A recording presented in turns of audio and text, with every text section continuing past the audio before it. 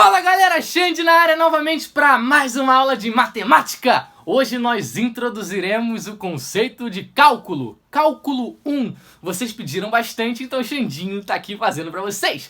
Então deixa o like para ajudar o projeto gratuito. Vamos que vamos! O que é cálculo? Basicamente o estudo dos limites, derivadas e integrais. Calma aí.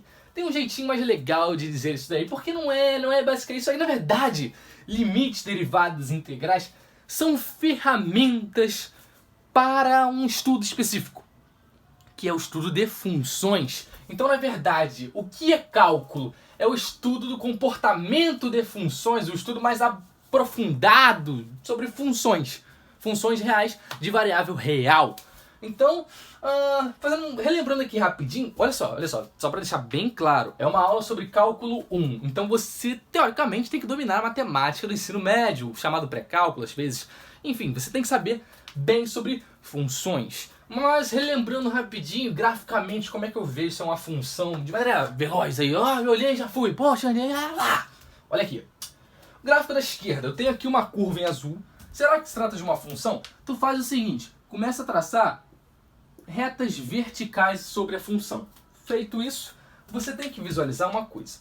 Para ser uma função, a cada valor de x eu tenho apenas um valor de y. Então você vai ver aqui quantas vezes toca na função a cada eixo vertical, né? Porque quando eu faço um eixo vertical, eu estou pegando um valor de x, tá vendo?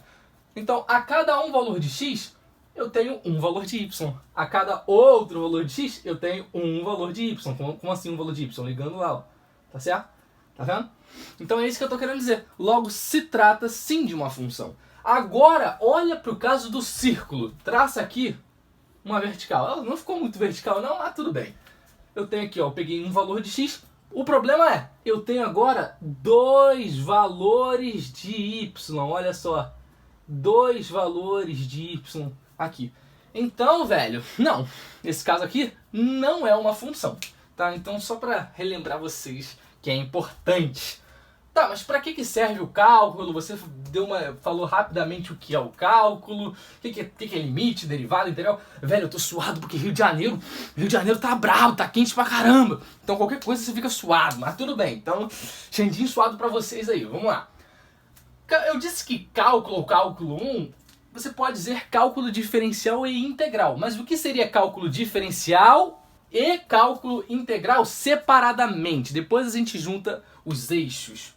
Cálculo diferencial, basicamente o estudo das derivadas. Cálculo integral, basicamente o estudo das integrais. Ah, Xande, peraí, derivadas e integrais. E os limites? Cadê o cálculo limital? Ah, você vai falar agora, né? Cálculo limital. Não tem cálculo limital.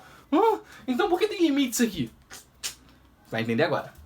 Na verdade, a ferramenta limite entra tanto em derivadas quanto em integrais. A definição da derivada, ela pode ser escrita via limite, que é esta fórmula aqui. Calma, você não tem que entender a fórmula, eu só quero que você saiba que a ideia de limite entra tanto em derivadas quanto em integrais. É a primeira aula. Pega leve, você está só começando, calma. Então tá aqui a fórmula, que você não precisa saber ainda, mas é importante só que você lembre que limites entra em derivadas. Tá aqui, ó, o limite e a derivada pode ser representada com uma linha aqui, ou essa representação aqui de Leibniz, mas eu vou falar depois, calma. Beleza? Derivadas, o que seria isso, Xande? Daqui a pouquinho não, na próxima aula, basicamente, nas próximas aulas, perdão, eu falarei especificamente sobre limites, especificamente sobre derivadas e integrais. É só uma aula de introdução e eu não quero que ela fique gigante. Então, você vai ver derivadas numa ideia de taxa de variação.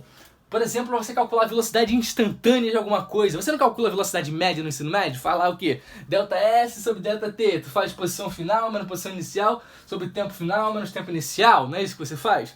Mas se eu quiser saber velocidade instantânea, num exato ponto, se eu pego uma curva aqui, quero saber velocidade, por exemplo, se fosse um gráfico disso, por exemplo, né? Eu quero saber velocidade exata ali, não é delta S sobre delta T.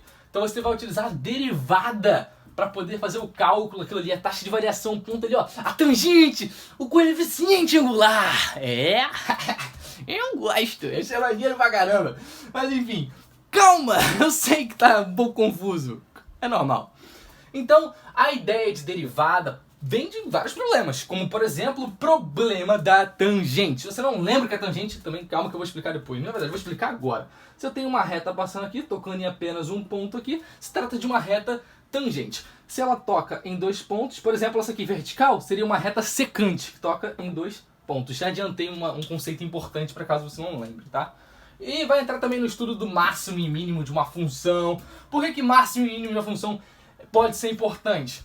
Cara, para tu fazer cálculos específicos, em contas, você quer saber, sei lá, fazer... Como é que eu posso explicar assim? Na vida real mesmo, cara. Você quer saber o máximo que uma empresa pode ganhar, o mínimo em determinada função, sabe? Se você tem um gráfico para isso, enfim, você pode fazer esses cálculos, o gráfico, coisas assim, tá? Isso vai entrar em funções específicas. Quando eu falo cálculo aqui, comportamento de funções, eu tô falando das funções que você já estudou mesmo. Eu tô falando de função exponencial, muito utilizada, função exponencial, função logarítmica, função seno, cosseno, essas ideias, cotangente, cossecante, secante, cara, vão entrar na brincadeira assim, as clássicas também, né? Função de primeiro grau, função afim, função linear, função quadrática, tudo isso tá na brincadeira, tá? Beleza! Então você vai ver que derivado também tem um conceito maneirinho, derivado, geralmente a galera gosta de derivar polinômio. Derivar polinômio bonitinho, que o número cai, diminui um expoente, calma!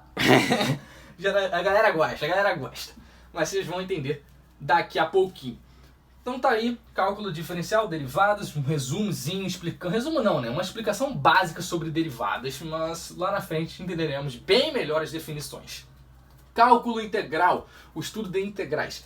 Integrais lembra somatório, soma de coisas, soma de pedacinhos de coisas. Então ela serve basicamente, o conceito de integral veio a partir de cálculo de áreas e volumes. Por exemplo, tu sabe calcular a área de um quadrado, base vezes altura, lado vezes lado. A área de um retângulo, então a mesma coisa, base vezes altura. A área de um triângulo, base vezes altura sobre 2. Mas, por exemplo, uma figura muito feia, cara, se der uma figura feia. Por exemplo, olha essa figura aqui, ó. Tá vendo? Olha essa figura que eu tô pintando de vermelho. Tá vendo? Você percebe que eu não tenho uma curva em azul? A curva em azul se trata de uma função, não se trata? Então tá no meu estudo.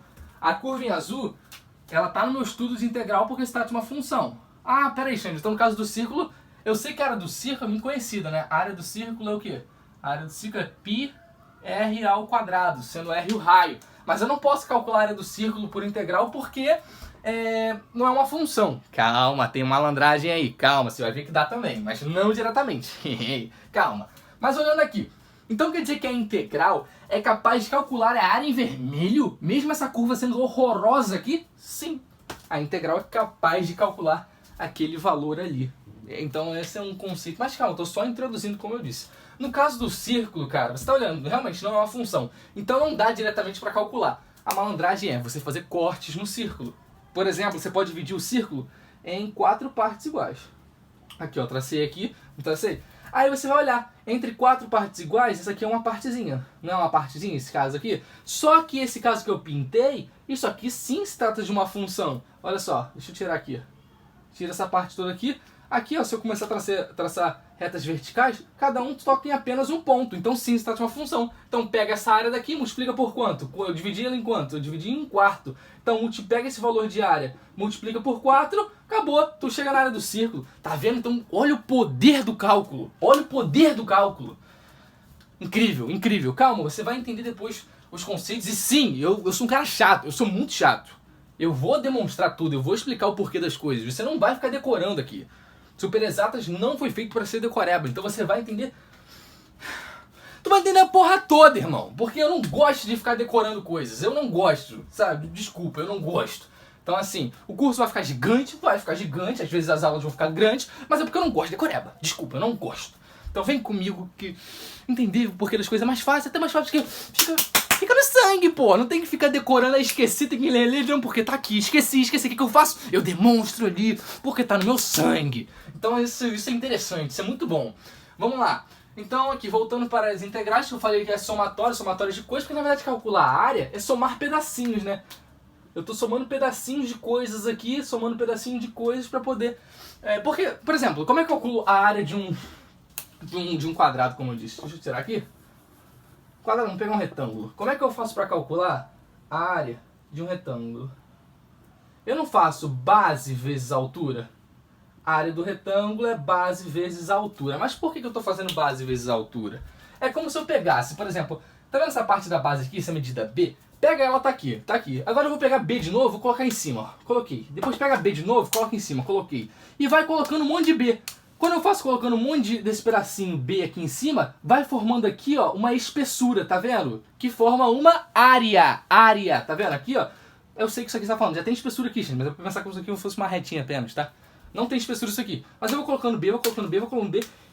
A gente chama isso de infinitésimos, tá? Esses pedacinhos pequenininhos. Você vai colocando, vai colocando e vai gerando aqui uma espessura, vai gerando uma altura aqui, né? Não é tudo de signo normal, vai gerando uma altura aqui. Essa altura será gerada H. E por que eu falo que a área é base vezes altura? Porque na verdade a área formada não é pegar esse Bzinho e colocar um em cima do outro o tempo inteiro. Ó, tô botando um em cima do outro, um em cima do outro, um em cima do outro, um em cima do outro, um em cima do outro, um em cima do outro, até completar lá o H, né?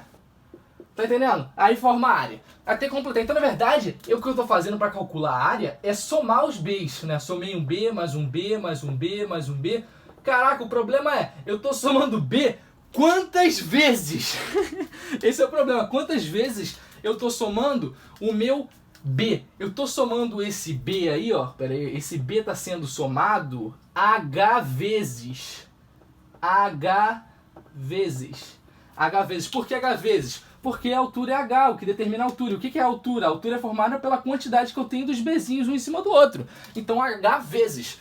Logo, como que fica a área? O que é pegar um cara e somar ele H vezes? É fazer o quê? Pensa comigo. O que é 3 vezes 2? Deixa eu anotar aqui, acho que aqui dá, né? O que é 3? Eu não sei se aqui tá maneiro. Não tá maneiro, porque tem a droga da luzinha aqui. Ai, eu tô cansado porque tá calor pra caraca. Vamos tirar aqui, ó. E eu apago na mão mesmo, cara. Tem essa não. Vamos lá. Eu tenho aqui, ó, 3 vezes 2. O que é 3 vezes 2? É 6, Tiande. Beleza, mas 3 vezes 2 é 3 vezes o 2. Então é a mesma coisa que eu pegar o 3 e somar ele 2 vezes, né? 3 vezes o 2. Então é 3 mais ele. Ou seja, o 3 2 vezes somado. Então é 3 mais 3. Assim como 3 vezes 2 é a mesma coisa que o 2 vezes 3. Ou seja, 2 vezes o 3. Ou seja, o 2 somado 3 vezes, tá? É isso, né? Porque 3 mais 3 é 6. 2 mais 2 mais 2. 2 mais 2 mais 2 é 6. Então aqui, ó. 3 vezes 2, 6. 3 vezes 2, 6. Então, na verdade, somar a mesma coisa é multiplicar ela. A multiplicação existe para simplificar. Por exemplo, aqui eu tenho 3 termos. Aqui eu tenho 2. Podia ter vários termos. Ela serve para simplificar os termos, para tu não ficar escrevendo coisa pra caraca, tá certo? Então ficar somando o mesmo cara H vezes é pegar esse cara e multiplicar pelo tal H. Então, na verdade, a área de um retângulo vai ser B vezes H, porque eu estou somando BH vezes. Então tá aí meio que a demonstração, sem cálculo, usando apenas a ideia de ensino médio, podemos dizer assim, da área do retângulo. Então é por isso que eu falo que a ideia de integral que calcula a área vem de somatório, de somar coisa. Isso aqui é um somatório, somando coisas. Tá? Então aqui uma ideia só para você entender o raciocínio de somatório. Nós veremos mais exemplos, mais problemas ainda sobre cálculo de áreas e volumes. Esse aqui foi um caso muito simples, ou seja, você não precisa do conceito de integral, mas a gente vai ver aqui as dúvidas, as perguntas que fazem parte do surgimento do cálculo, que é uma ferramenta, que é um estudo glorioso, espetacular, simplesmente sensacional. Então aqui, voltando agora, cara, cálculo diferencial foi estudado aqui, cálculo integral foi estudado aqui. Não eram ramos que buscavam ser juntados, podemos dizer assim. Só que aí descobriram que eles possuem relação direta, eles se amam. O cálculo diferencial e o cálculo integral, cara, they love each other. Yes, they love each other. Eles se amam. E olha o inglês aí. E o que acontece? Por que eu tô falando que eles se amam? Você vai ver que a integral, a gente diz que a integral indefinida, ela é a antiderivada. Olha só que maneira, cara. A integral indefinida é a antiderivada. Ou seja, integral é antiderivada? Como assim? O que significa? Que se eu tenho uma função, olha só. Eu tenho a função e eu derivo ela, derivei a função e depois o resultado eu integrar, ele volta a ser aquilo, porque a integral é a antiderivação.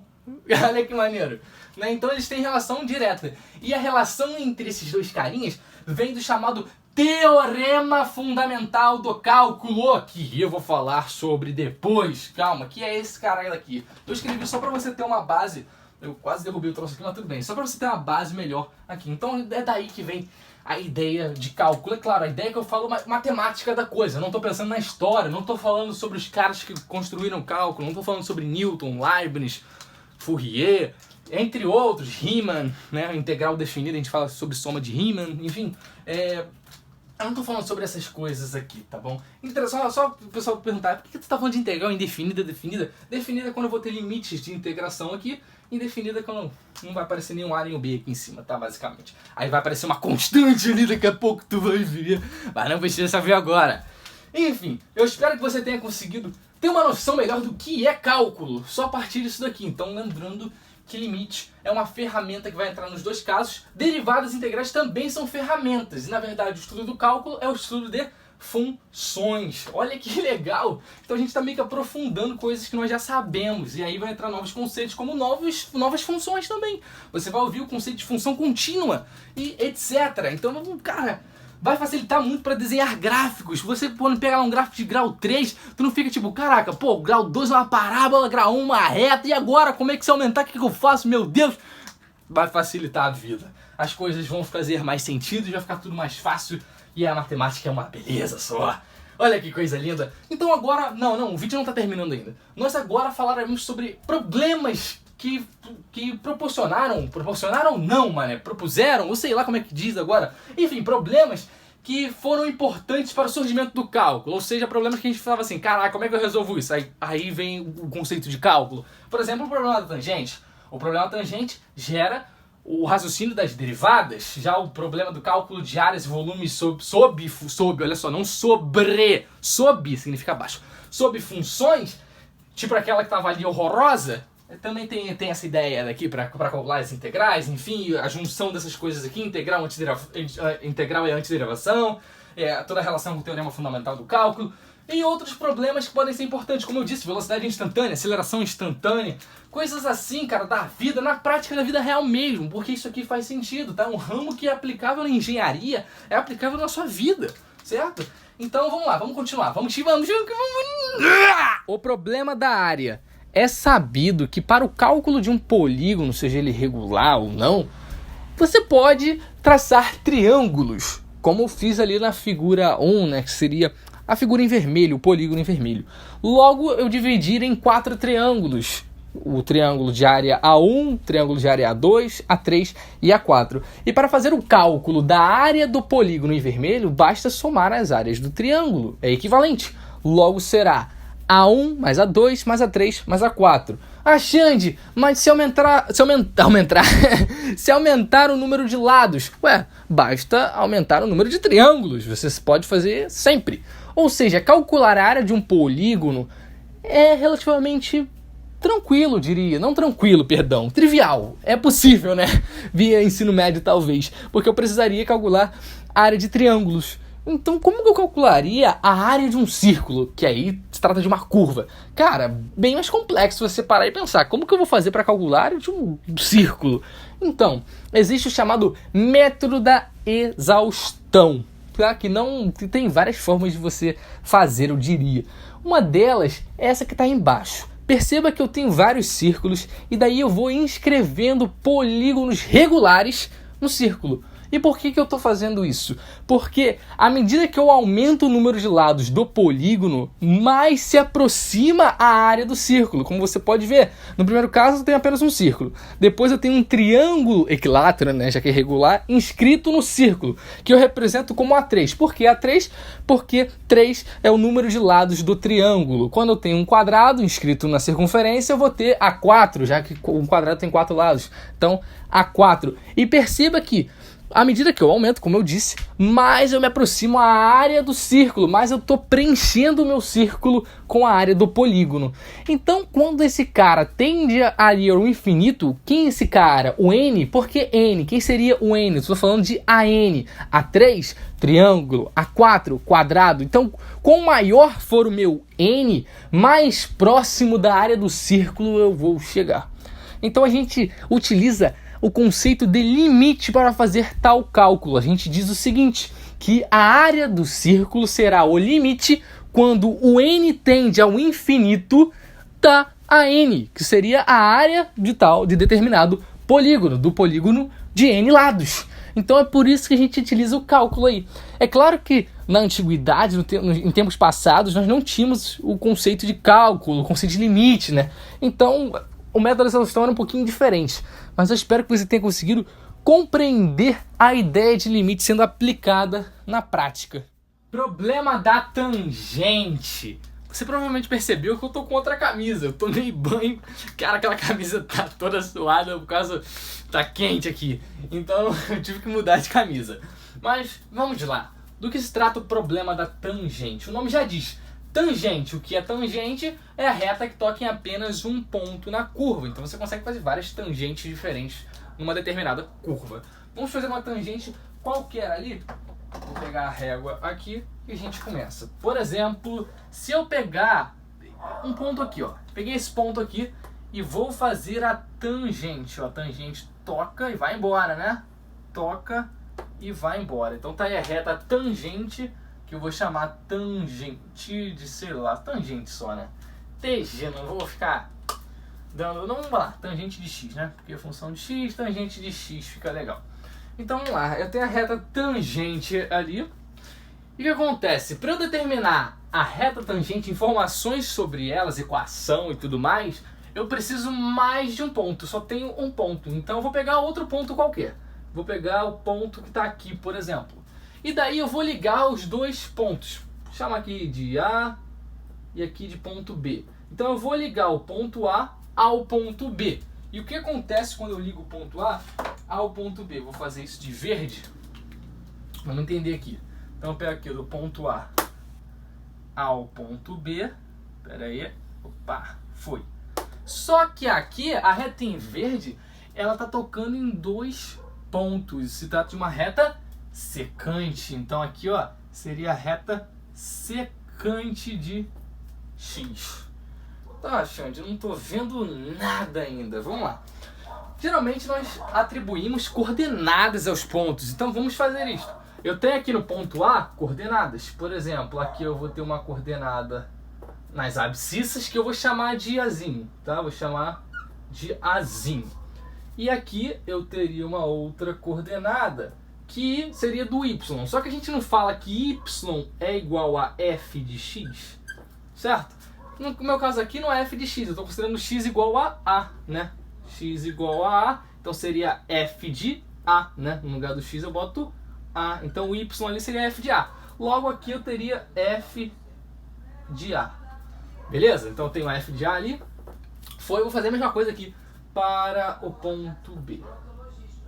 Então aqui, ó, traço aqui, eu sei que não está ficando muito legal, mas é porque eu não estou usando a régua para essa parte. Mas vocês sabem que era para ser horizontal aqui, vertical ali. Nós sabemos que o eixo das abscissas junto ao eixo das ordenadas, ou seja, x e y, formam ângulos de 90 graus, são perpendiculares entre si. Então era para ficar retinho ali, horizontal e tal, mas tudo bem.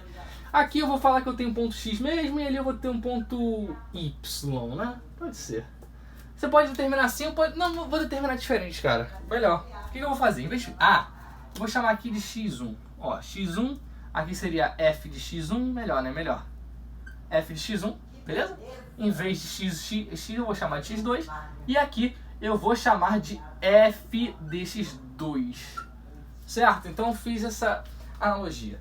E o que acontece aqui? Tá vendo a reta secante em verde? Eu posso prolongar esse cara daqui, ó. Prolongando esse cara daqui, o f de x1 aqui horizontal, eu consigo aqui um ângulo reto, ou seja, um triângulo retângulo aqui, ó. Tá vendo? Todo em verde aqui, ó, um triângulo retângulo. Vou pintar esse triângulo retângulo aqui de preto, só para ficar mais fácil você visualizar. Aqui, ó, eu tenho um triângulo retângulo. E por que vai ser legal tal triângulo retângulo? Vamos chamar o ângulo daqui de, sei lá, θ. Não vou escrever embaixo não, porque vai ser importante aqui, vou chamar aqui dentro mesmo, θ. Tá, eu tenho um ângulo θ.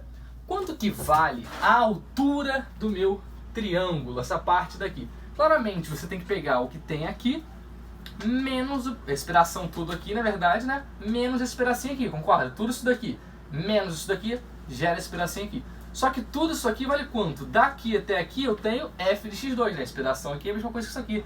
Então vai ser f de x2 menos o pedaço daqui. Só que o pedaço tá aqui é a mesma coisa que tá aqui, que é f de x1. Então o pedacinho verde aqui será fx2 menos fx1. Então aqui, ó, fx2 menos fx1. Show de bola. Agora olhando a base, cara, ficou muito feio que eu não utilizei a régua, mas o que importa é... você tá entendendo com certeza. Essa parte daqui vai ser o quê? Esse pedação todo aqui menos esse pedacinho, ou seja, x2 menos x1. Então aqui eu vou ter x2 menos x1. Como eu tô trabalhando, como eu quero saber, estou falando sobre reta, tangente, problema da tangente, eu vou aplicar a definição da tangente ali num triângulo retângulo. O que eu falo na tangente? Fala que é cateto oposto sobre cateto adjacente, né? Esse piloto tá falhando, velho. Vacilo, hein? Vacilo, vou ter que usar aqui, vou usar um outro aqui pra gente ficar bonitinho. Então, eu sei que a tangente daquele ângulo ali que eu chamei de θ vai ser o cateto oposto a θ. Qual o cateto oposto a θ? Esse cara aqui, né? O oposto a θ é o quê? F de x2 menos f de x1. Show de bola. Dividido pelo cateto adjacente. Adjacente a θ seria x2 menos x1. Então aqui, x2 menos x1. Tá bom, Xande, você fez isso daí. A tangente de θ, a gente sabe também na geometria analítica, é chamada de coeficiente angular, que é um m, tá? Então você poderia falar que m é a tangente de θ. M da reta o quê? Da reta AB, né? Então m de AB é a tangente de θ. Logo você poderia falar que o coeficiente angular de AB é isso daí. Show de bola! Mas tá, Xande, tu chegou nessa conclusão, e aí? Só para dar uma modificada na fórmula que está aqui, o que eu vou fazer? A gente sabe que x2 menos x1, a gente pode escrever como sendo ΔX, né? Posso falar que ΔX, a variação de x é o quê?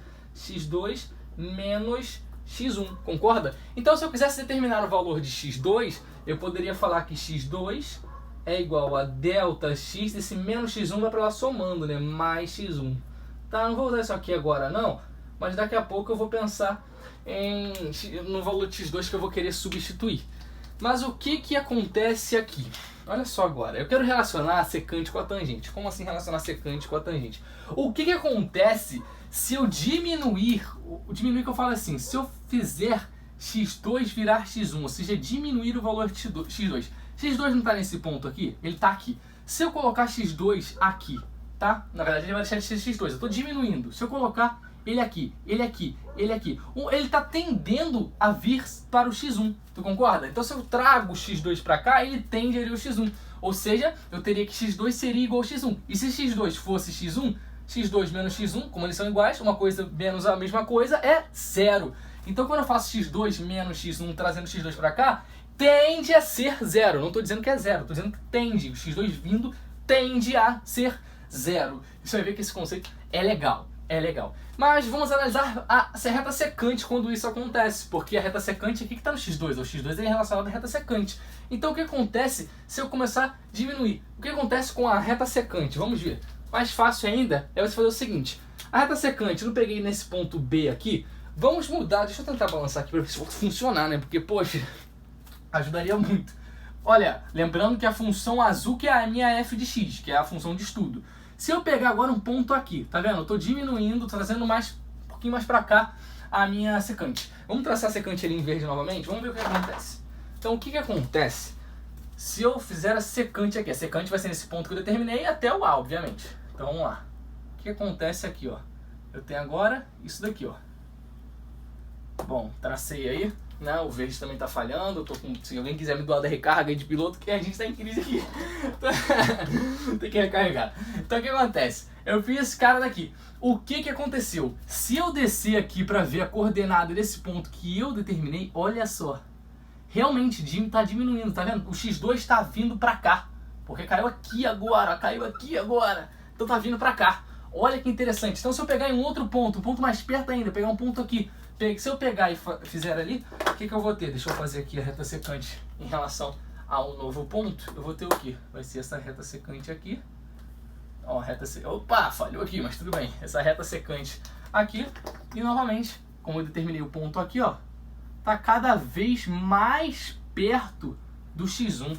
Então, quando eu faço isso, quando eu faço a reta secante e inclino ela para cá, o x2 está tendendo a ser x1. Logo, x2 menos x1 tende a ser zero. E outra coisa interessante, Quanto mais eu diminuo esse cara daqui, mais eu trago pra cá, a reta secante está tendendo a ser quem? Está tendendo a ser a tangente. Olha só, ele não tava assim, agora vem pra cá, vem pra cá. Uma hora vai ser a tangente. Tá vendo? Tá vindo, tá vindo, tá vindo. Ó, daqui, vem pra cá, agora vem pra cá. Poxa, cara, é só você visualizar. Daqui vem pra cá, depois vem pra cá. Daqui a uma hora vai chegar ali.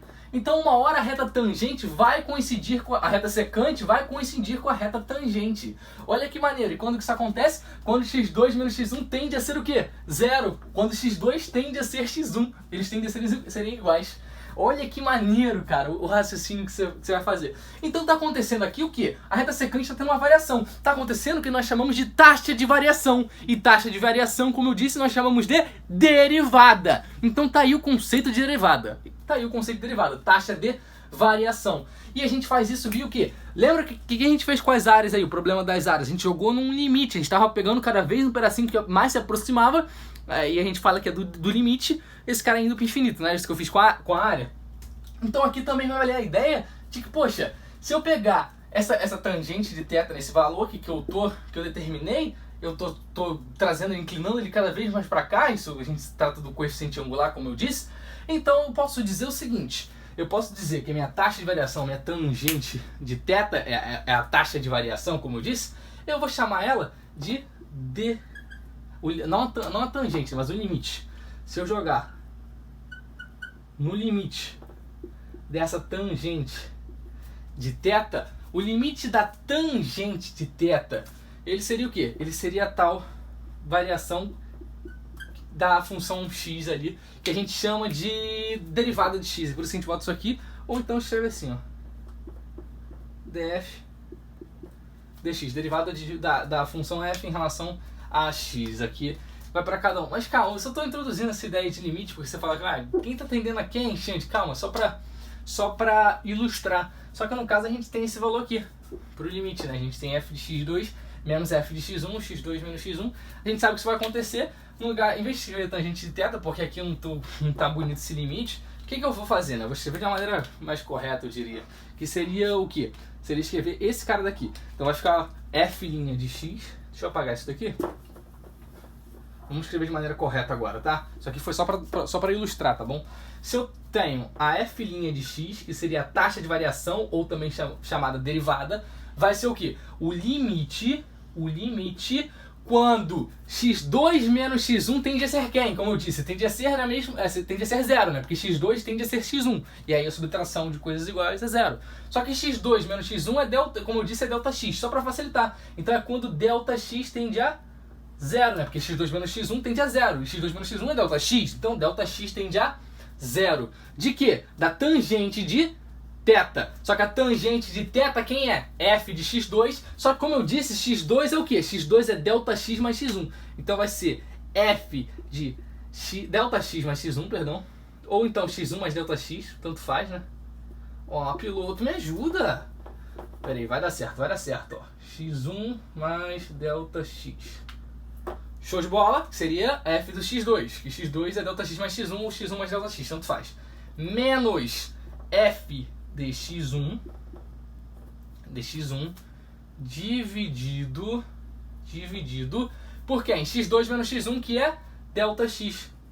E tá aí. Essa aqui seria a definição da derivada via limite. Então, isso aqui é aquela... Eu tava escrito no quadro, né? Só que você tá olhando, x1.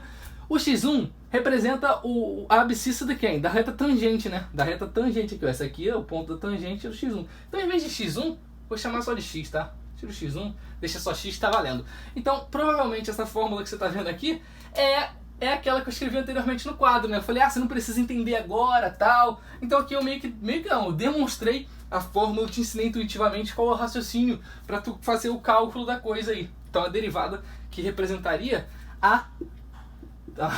o piloto não tá ajudando de verdade, cara. Só o vermelho que tá funcionando. Só o vermelho. Então, que representa a taxa de variação. A taxa de variação. Coisa muito importante que é o conceito de derivada. Então, você pode... Agora, eu posso até aumentar não. Não sei como é que eu posso dizer. Eu posso melhorar. Melhorar não sei qual é a palavra agora em português. nem em inglês, para ser sincero, mas o que eu quero fazer é usar tal raciocínio para um outro tipo de problema, tá? Então é isso que eu quero fazer. Vamos lá, vamos dar uma melhorada aqui, como eu disse, já conseguimos entender tal problema, mas lembra de uma coisa comigo, olha só. Aqui eu estou calculando a taxa de variação em relação a uma função. Xande, eu sei que velocidade média, olha só que interessante. Velocidade, deixa eu ver onde que dá para escrever na moral aqui. Dá para escrever aqui, ó. Eu sei que velocidade média é o quê? Delta S sobre delta T, física, né? Delta S sobre delta T, a posição final menos inicial, né? Posição final menos inicial sobre tempo final menos tempo inicial. É assim que a gente faz a velocidade média. Só que velocidade média é um conceito muito limitado. Porque se você está dentro de um carro e você olha o velocímetro, aquilo ali representa a velocidade média? Não, aquilo representa a velocidade instantânea. A velocidade instantânea, no instante, naquele exato momento. Então, na verdade, você está vendo ali a velocidade instantânea, não a velocidade média. Porque a velocidade média vai depender da posição final, mas a inicial e pode até dar zero, né? Porque se a posição final for a mesma que a inicial, a gente sabe o que é zero. E zero dividido por um número qualquer diferente de zero vai dar zero. Justo? Muito na ideia de limite, ela vê que vai dar zero sobre zero, que é uma indeterminação, e a gente vai ter que usar fatoração lá na frente, na regra de L'Hopital. Ih, calma, Xande. Enfim, vamos lá. Então, cara, o mesmo raciocínio que eu fiz aqui vai valer aqui, porque no caso da velocidade instantânea, ela tá variando, né? Ela varia. Como assim ela tá variando? Se eu pisar no acelerador, a velocidade varia na hora, tal. Se eu desacelerar, varia. Então a gente tá tendo ali sempre uma taxa de variação. Então, pensar na derivada vai ser muito interessante. Olha só, a gente sabe que a velocidade média é a posição em relação ao tempo. Então o que acontece aqui? Eu posso falar que a velocidade instantânea vai ser o quê? Utilizando o mesmo raciocínio daqui, na verdade a expressão fica a mesma. Vai ser o limite de S menos S0 ali sobre T menos T0. Quando esse T menos T0, o chamado de ΔT, tende a ser zero. Com o mesmo raciocínio que eu usei aqui, cara. Com o mesmo raciocínio, tá? Que a gente pode representar via um gráfico. Então isso daqui vai ser válido. Só que como eu disse, essa definição aqui, ela vai ser o quê? Vai ser uma taxa de variação. Se vai ser uma taxa de variação, significa que calcular a velocidade instantânea de um ponto, isso aqui é o quê? Isso aqui é a posição em relação ao tempo, quando t tende a ser igual a t0. Só que o que acontece então? Tá dependendo de quem? Da posição. Então eu posso falar que a velocidade instantânea vai ser a derivada da posição. Então se eu tenho uma equação da posição horária de tal movimento, a derivada da posição vai ser a velocidade. O mesmo raciocínio vale para a aceleração. A aceleração média é o quê? ΔV sobre ΔT, não é isso? Então ficaria V menos V0 sobre T menos T0. Então valeria o mesmo raciocínio, falar que a aceleração instantânea é o limite dessa parada aí, quando T menos T0 tende a zero, e aí você vai falar o quê? Que a aceleração instantânea é a derivada da velocidade, da função velocidade. Você vai ter lá a função velocidade, função horária da velocidade, sei lá como é que fala. Então a derivada da função velocidade vai ser a aceleração, tá? A gente vai ver melhor de tudo isso na aula sobre derivadas. Então eu só queria te dar outras ideias práticas para tu utilizar a derivada. Mas enfim, é basicamente taxa de variação. Então assim, surge do problema da tangente e é muito interessante, cara. Essa ideia de coeficiente angular é bem legal. Agora olhando para o conceito de integrais novamente, por exemplo, se eu quisesse, eu tenho a minha função f de x. Deixa eu passar de novo aqui na f de x, que vai ser legal pra gente. Então passando aqui, ó, na f de x, o que acontece? Eu tenho aqui uma certa área, deixa eu determinar desses pontos aqui mesmo. Eu teria aqui, ó, uma certa área. O piloto não funciona, mas está vendo de cinza, né? Era pra ser azul, ficou cinza. Então esse cinza aí, eu tenho uma determinada área. E o que acontece? Eu posso achar uma aproximação para essas áreas fazendo o quê? Um monte de retângulo. Olha só, se eu pegar aqui, por exemplo, um retângulo aqui, ó. Ó, um retângulo aqui, no caso teria que ser mais assim, um outro retângulo aqui, ó. Tá vendo? No caso tem que ser retângulos, né? Se eu pegar aqui, ó, um outro retângulo aqui, e eu ficar fazendo retângulos, eu consigo uma aproximação para a área, tá vendo? Eu tô aproximando a área. Só que na verdade isso que eu fiz aqui, poxa, É muito aproximado mesmo, porque tem esse pedaço aqui sobrando, esse pedaço aqui sobrando. O que acontece se eu diminuir esse retângulo, deixar ele menorzinho, ó. Se eu deixar ele menorzinho aqui, ó, cada vez que eu diminuo o tamanhozinho do retângulo, mais próximo a área fica exata, né? Mais próximo eu consigo da f de x. Então a ideia é você fazer retângulozinhos infinitésimos, coisas pequenas. Eu sei que ficou feio aqui o desenho, mas acho que você entendeu o raciocínio. Então, quanto menor eu fizer esses retângulozinhos ali, mais próximo da área, mais próximo dessa função f de x eu consigo em relação ao ponto x2 e x1 que eu estou determinando aqui. Então, a área, que a gente chama o conceito de integral, vai vindo o quê? Também vai vindo um limite. Por quê? Porque isso aqui é um infinitésimo de coisas, um somatório desses pedacinhos. É por isso que você vai ver na fórmula integral um limite de um somatório. Que é os pedacinhos todos, né? Igual eu fiz lá, um limite. Lembra da área do círculo? Mesma coisa. Quanto maior, quando aquele cara tende ao infinito, a gente faz o limite daquela coisa lá. Então aqui vai ser o limite do somatório de coisinhas aí, pra tu chegar na área exata da coisa. Então assim, uma noção intuitiva sobre a integral também aqui, pra nós finalizarmos o vídeo. Então eu espero que você tenha gostado, que você tenha entendido a ideia aqui básica sobre essas coisas aqui. Então fechamos a aula número 1. Um forte abraço, por favor, ajude a divulgação do canal. Eu tô fazendo isso aqui para ajudar vocês do fundo do meu coração. Então assim, é um projeto gratuito, eu não quero dinheiro, não quero nada de vocês, assim, eu só quero que vocês aprendam e obviamente quero que vocês deixem um like, porque assim eu posso ajudar mais pessoas, né? Se vocês deixando like, por dois motivos. Quando você dá like, o YouTube divulga meus vídeos pra você, o que eu acho que você gosta. E além disso, ajuda a divulgar o canal em si, então eu posso ajudar mais pessoas do nosso Brasil e do mundo. Então, muito obrigado, forte abraço, valeu!